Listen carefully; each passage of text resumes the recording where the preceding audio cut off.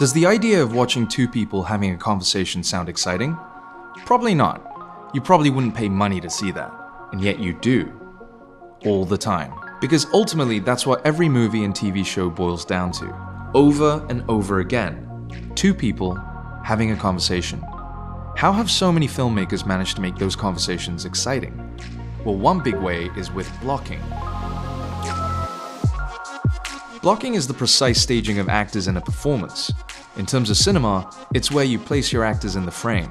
There are three visual elements a filmmaker should think about when blocking a scene. Space, shapes, lines.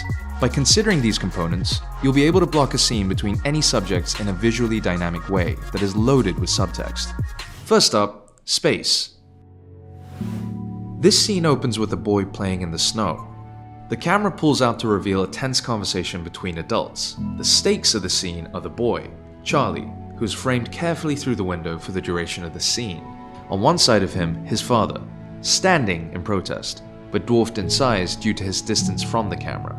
On the other side, his mother, framed closer to the lens, looming larger, more imposing. Charles is smallest of all.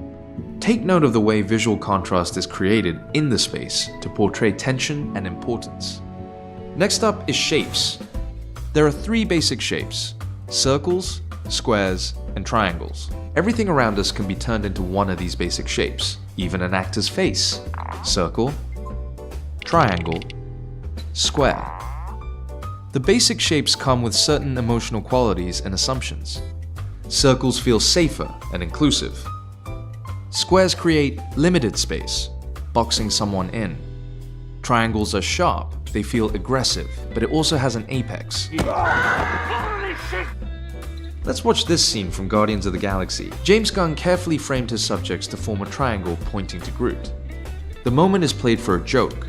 The conversation happens, while important action is staged behind it. You definitely need to get that last. When you're looking through your frame, identify the basic shapes and bear in mind the emotional connotations of each and where they direct the viewer's eye.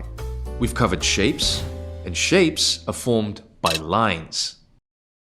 Be aware of the lines created in every shot and the effect they have on the viewer. Take a look at this scene from The Godfather Part 2. It's a simple dialogue scene. It plays out between a standing Michael, a vertical line, and Fredo, nearly a horizontal line. Fredo could have been standing for this scene.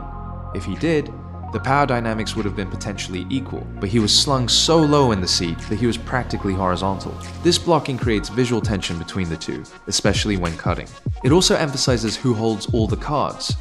During Fredo's outburst, he flounders into an almost diagonal line, literally attempting to change his shape, an attempt to stand up to Michael.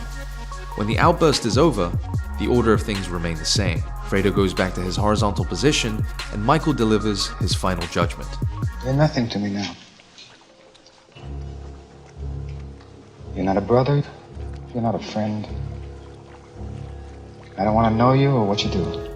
Happy trails, Fredo. So we've covered how shapes, lines, and space can be used when blocking a scene.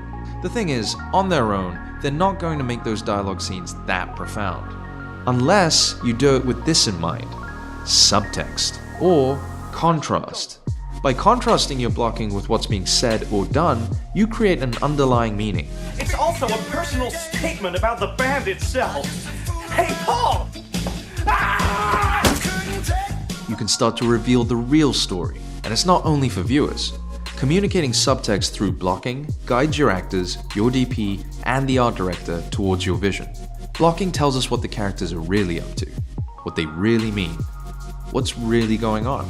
That's what makes blocking so important to a story.